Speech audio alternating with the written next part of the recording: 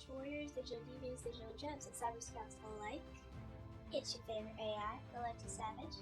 My previous video, we talked about working in layers and criticism and what to do. I also want to talk about another, little topic that I think also kind of helped me to get back in the swing of things when it comes to art. I guess talking about my motivation or my newfound motivation, what keeps me wanting to create things. Do I ever lose that passion? And so this is Artsy tip number 2, officially. Is comparing your work to others, to which is one big thing I know I struggle with. So, comparing your work with other artists. I'd have to say this, when it came down to my work for a while, I felt like a rookie, an amateur. To this day, I do still feel those same waves of emotions. I do feel like my work will always kind of fall flat and come short in comparison to people that I look up to. I am completely self-taught. I don't look for any outside sources. It's more like let me try it this way, and then it ends up working out. And I just end up learning from that. And I might take some advice or critiques from other people as well. So after doing that, I just kind of take that, learn from what I took away from it, and just kind of apply that and interpret it. I will admit, even that kind of fell flat, since instead of looking up to the people that I appreciated when they gave their art tips and advice, or when I would go to others and ask them how I can make my work better since they liked my work, it came to a head where all I would kind of admire are the people who this is their job. This is their living. All they do is make art, and it's beautiful, hyper realistic, gorgeous pieces that I could never make. Or I'll never say never. But it's pieces that I don't ever imagine myself making, and if I do, well, my craft has completely changed. If I ever make art like that, changes and improved itself. Isn't wrong to compare your art to others, though. I think that's kind of the main question I want to kind of pinpoint in this video. I think when it comes to any work that you do, I think it's good to reflect sometimes. I think it's good to just kind of sit back and analyze your work and realize how far you've come from where you started. And granted, we all don't want to look at the cringy things that we used to do, or how our businesses started, or where we started from. It's cringy to look back on, but then when you see that progression into other things, I think it's a beautiful thing to just look back on and appreciate. I guess when you look at other people, whether it be art or business, and you kind of take it, you kind of apply it to yourself, it's like, oh, well, I'm not complete garbage. This is me. These are my thoughts. But never. I guess my one tip would be never overindulge in that comparison game, because there was a point in time where I lost my motivation to do art, and I was thinking about just leaving it be and letting it die. I really kind of thought about it, like, man, like my art's at a stalemate. I'll never be as great as the artist I look up to. My art will never be half as good, and maybe I should just stop. And if someone wants a piece here and there, then I'll do it. But I'm starting to not like it because I'm not seeing improvement in myself. And I guess my newfound motivation, after having these sad thoughts for I think about 6 months to a year, because it took me a long time to do art. I had to find a project to make me want to feel that same enjoyment, that same excitement to make a piece. And I decided, okay, I want to test my skills. I want to pull out everything that I know and put it to a page and try my best, my absolute hardest, and take my time and not push myself. And I made a piece which you can go see on my Instagram, and I will hopefully pop a picture up right here. Now, this was more so a face study, so I kind of gave myself a little bit of wiggle room. I wanted to see how accurate I could get to the picture, and this is a reference photo that I snagged from Sebastian Stan.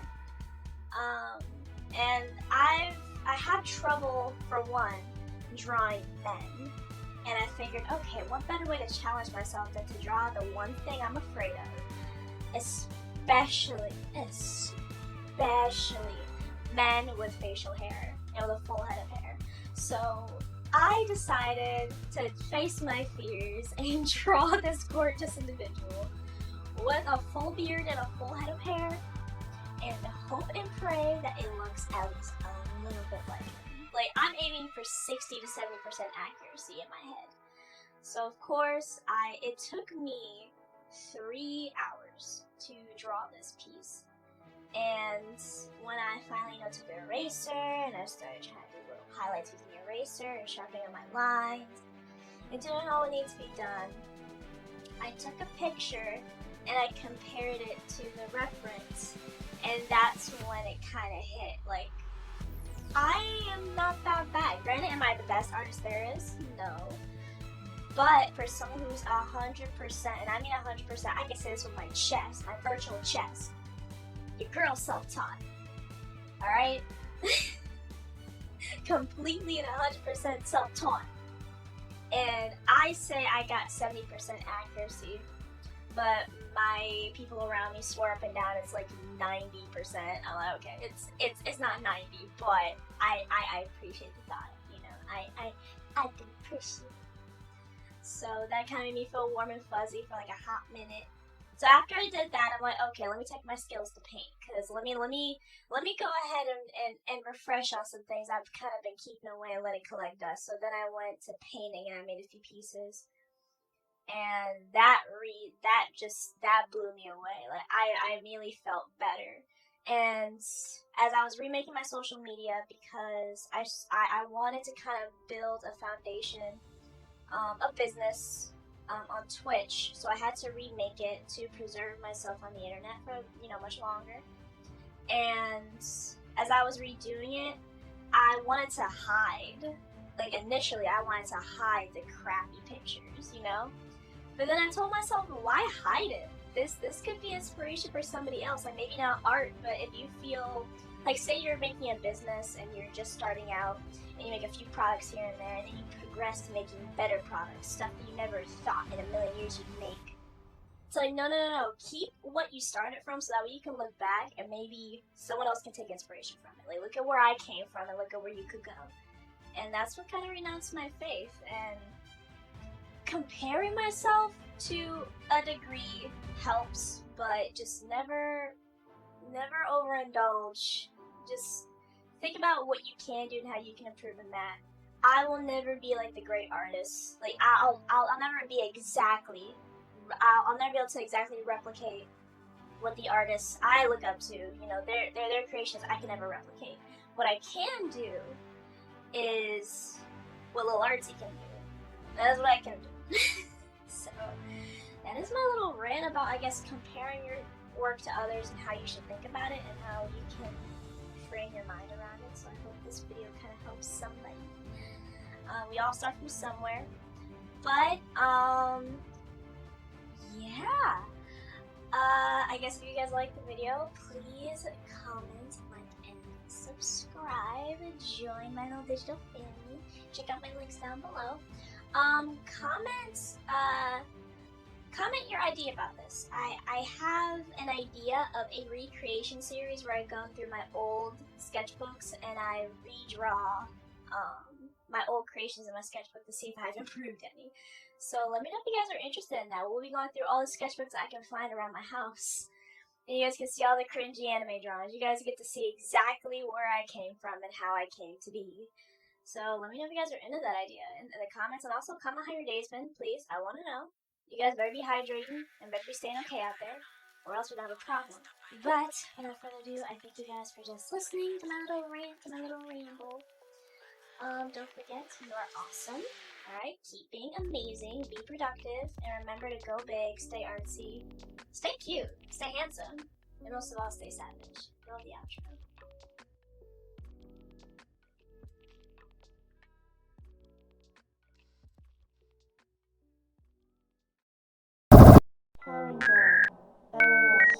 LAS.exe. Thank you for joining me.